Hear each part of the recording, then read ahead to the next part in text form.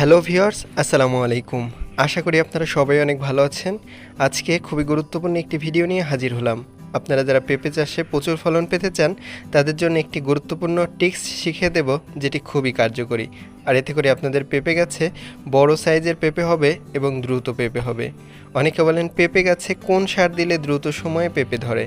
এজন্য আজকে এমন কিছু পরিচর্যা দেখাবো এবং কিছু সারের সাথে পরিচয় করিয়ে দেব, যেগুলো আপনি প্রয়োগ করলে পেঁপে গাছে দ্রুত সময় অর্থাৎ ৮০ থেকে ৯০ দিনের মধ্যে পেঁপে হবে। সেই সাথে ভালো জাতের পেঁপে কিভাবে চিনবেন কিংবা পেঁপে থেকে কিভাবে বীজ সংগ্রহ করে নিলে সেই পেঁপে গাছগুলো স্ত্রী পেঁপে গাছ হবে, সেজন্য অবশ্যই পুরো ভিডিওটি দেখতে হবে। এছাড়াও পেঁপের এমন কিছু টিপস দেখাবো যেটি আপনি কখনোই দেখেননি। আর এগুলো ফলো করলে অবশ্যই আপনাদের গাছগুলোতে বড় সাইজের এবং প্রচুর পেঁপে ধরবে। চলুন দেরি না করে শুরু করি। চলুন গোপন একটি টিপস দিয়ে শুরু করা যাক। এজন্য আপনারা দেখতে পাচ্ছেন একটি পেঁপে গাছ প্রচুর ফুল এসেছে। তো এই যে দেখতে পাচ্ছেন একটি শাখায় ৩টি ফুল রয়েছে। আপনারা কি করবেন, একটি ফুল রেখে বাকি যে 2টি ফুল রয়েছে এগুলো যতই ভালো হোক না কেন এগুলোকে ভেঙে দিতে হবে। এই কাজটি অবশ্যই করবেন, কেননা যখন গাছ পুষ্টি উপাদান শোষণ করে তখন 3টি ফুলে যখন পুষ্টি উপাদান চলে যায় তখন পেঁপের সাইজ ভালো হয় না। এজন্য অবশ্যই যে এরকম ফুল দেখলে অর্থাৎ যেগুলো ম্যাচিওর হয়নি এখনও সেগুলো ভেঙে দেবেন, অর্থাৎ একটি ডালে যেন একটি ফুল বা একটি পেঁপে ধরে। এতে করে দেখতে পাবেন পেঁপে গাছে কিন্তু বড় সাইজের পেঁপে হচ্ছে। এটা অনেকে জানেন না, সেজন্য আপনারা যারা জানলেন তারা অবশ্যই এই পদ্ধতি অনুসরণ করবেন। দেখেন আপনারা, এছাড়াও আপনাদের অনেক সময় দেখা যায় যে পেঁপে গাছে পেঁপে ধরে না এবং পেঁপে গাছে বেশি পরিমাণ পেঁপের ফুল আসে না। তাহলে কি করবেন? এই জন্য আপনাদের এই বুদ্ধি, এই যে এরকম করে ডাল ধরে মাঝ বরাবর অর্থাৎ পেঁপে গাছের যে পাতার অংশ রয়েছে পেটিওল, সেগুলোকে ঠিক এভাবে ভেঙে দেবেন অর্থাৎ বাঁকা করে দেবেন। এতে করে দেখতে পাবেন যে নতুন পুষ্টি উপাদান যে শোষণ করে সেগুলো নতুন ফুল আনতে ব্যবহার করছে। এছাড়াও গাছের আশেপাশে কিন্তু পরিষ্কার হয়ে যাবে, অর্থাৎ আলো বাতাস চলাচল বেশ ভালো হবে। তো এবার চলুন দেখে নেওয়া যাক কীভাবে আপনারা আদর্শভাবে বীজ থেকে চারা তৈরি করলে স্ত্রী গাছ হবে। শুরুতেই আপনাদের একটি পাকা মিষ্টি পেঁপে কিংবা ভালো জাতের পেঁপে বাছাই করতে হবে, যেমন ধরুন গ্রিন লেডি বা রেড লেডি। এবার খুব ভালোভাবে এটাকে কেটে নেবেন। ভিউয়ার্স দেখতে পাচ্ছেন খুব সুন্দর পেকে গিয়েছে। এই পাকা পেঁপে থেকে বীজ সংগ্রহ করার ক্ষেত্রে নিচের অর্ধেক এভাবে কেটে বীজ সংগ্রহ করবেন, এতে স্ত্রী পেঁপে গাছ হওয়ার সম্ভাবনা বেড়ে যায়। এবার একটি পাত্রে পরিষ্কার পানি দিয়ে বীজগুলোকে ভালোভাবে ধুয়ে উপরের খোলস ছাড়িয়ে নিন এবং ভেসে থাকা যে বীজগুলো রয়েছে সেই বীজগুলোকে হাত দিয়ে এভাবে সরিয়ে নেবেন, কেননা এগুলো অপুষ্ট। এবার ভালো বীজগুলোকে একটি পাত্রে সুন্দরভাবে মাটিতে বসিয়ে স্প্রে করে দিন পানি, যেন বীজগুলো মাটির সাথে ঠিক এভাবে লেগে যায়।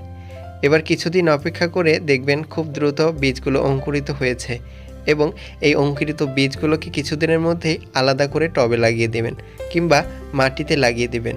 এবার 1 মাসের মধ্যেই গাছে সার দিতে হবে। কি সার দেবেন? শুরুতেই সার দেওয়ার পূর্বে গাছের চারপাশ ঠিক এভাবে মাটি আলগা করে নিতে হবে নিড়ি দিয়ে।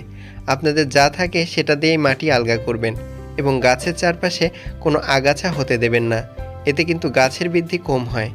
এবার গাছের গোড়ার দিকে মাটি একটু উঁচু করে দিন এবং গাছের চারপাশ থেকে ঠিক এভাবে 1 ফিট দূরে মাটি তুলে নিন, অর্থাৎ চারপাশে এরকম গর্ত করুন। মনে রাখবেন গাছের একদম গোড়ায় সার দিলে গাছ মরে যায় বা পচে যেতে পারে। তো এভাবে গর্ত করা হয়ে গেলে কী সার দেবেন?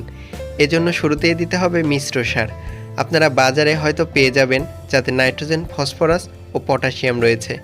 এই মিশ্র সারটি সচরাচর পাওয়া যায়। এটি আপনারা 10 গ্রামের মতো দিয়ে দেবেন একটি গাছের জন্য, কেননা অন্যান্য সারের ব্যাকআপ হিসেবে এটি কাজ করে। এবার যা দিতে হবে ইউরিয়া সার। ইউরিয়া সারও 8 থেকে 10 গ্রাম দিয়ে দেবেন একটি গাছের জন্য। ইউরিয়া সারের মধ্যে প্রচুর পরিমাণে নাইট্রোজেন থাকায় এটি গাছের বৃদ্ধিকে ত্বরান্বিত করে, যাতে করে খুব অল্প সময়ে গাছের বৃদ্ধি হয়। এতে করে গাছের দ্রুত ফুল ফল আনার জন্য তৈরি হয়ে যায়। এবার যেটি দিতে হবে সেটি হলো টিএসপি সার। হ্যাঁ ভিউয়ার্স, এটি হলো ফসফরাসের উৎস। এই ফসফরাস গাছের গোড়াকে মজবুত রাখে, সেই সাথে পাতা সবুজ থাকে, ফলে গাছটা সতেজ হয় এবং গাছে দ্রুত ফুল ফল আসে। এটি আপনারা অবশ্যই 10 গ্রামের মতো দিয়ে দেবেন একটি গাছের জন্য। এই সারগুলো অবশ্যই বিকেলের দিকে দিতে হবে। এবার দিতে হবে ফুরাডান। হ্যাঁ ভিউয়ার্স, আপনারা হয়তো অনেকেই চিনে গেছেন, ফুরাডান হচ্ছে ছত্রাকনাশক, যা মাটিতে থাকা যত ব্যাকটেরিয়া বা ফাঙ্গাস সব কিছুকে ধ্বংস করতে সাহায্য করে। এতে করে মাটির উর্বরতা ভালো থাকে এবং গাছের গোড়া পচে যায় না। এবার দিতে হবে চা পাতা। হ্যাঁ ভিউয়ার্স, আপনারা চা খাওয়ার পর ব্যবহার করা যে চা পাতা রয়েছে সেগুলো না ফেলে পরিষ্কার করে ধুয়ে রোদে শুকিয়ে অর্থাৎ 2 থেকে 3 দিন রোদে শুকিয়ে গাছের চারপাশে দিয়ে দিতে পারেন। এটি নাইট্রোজেনের ব্যাকআপ হিসেবে কাজ করে এবং গাছে ময়েশ্চার ধরে রাখতে সাহায্য করে। এবার দিতে হবে থিওভিট। হ্যাঁ ভিউয়ার্স, এটি হলো সালফারযুক্ত ছত্রাকনাশক। এটি আপনারা অবশ্যই গাছের জন্য ব্যবহার করবেন। বিশেষ করে পেঁপে গাছের দ্রুত ফলনে এটি খুবই কার্যকরী। এই চ্যানেলের নিয়মিত যারা ভিডিও দেখেন হয়তো বুঝে গেছেন। এবার সমস্ত সারগুলোকে ঠিক এভাবে মাটি চাপা দিতে হবে, তা না হলে কিন্তু পোষা প্রাণী যেমন মুরগি বা অন্যান্য প্রাণীর ক্ষতি হয়ে যেতে পারে। এবার খুব ভালোভাবে এভাবে চাপিয়ে দিন যাতে মাটির উপরে না থাকে এবং গোড়ার দিকে মাটি একটু উঁচু করে দেবেন। এবার গাছের চারপাশে পর্যাপ্ত পরিমাণ পানি ঠিক এভাবে ছিটিয়ে দেবেন। ভিউয়ার্স, কম পানি দেবেন না, এতেও কিন্তু গাছে যে সার দিয়েছেন এগুলো সঠিকভাবে গাছে পৌঁছাবে না। এভাবে গাছের চারপাশে পাতা সহকারে ভিজিয়ে পানি দেবেন।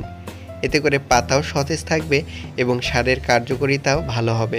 3 মাস পর দেখতে পাবেন প্রচুর পরিমাণে পেঁপে আসা শুরু হয়েছে। বাস্তব আপনাদের সাথে শেয়ার করছি। হ্যাঁ ভিউয়ার্স, আপনারা এই পদ্ধতি অনুসরণ করতে পারেন।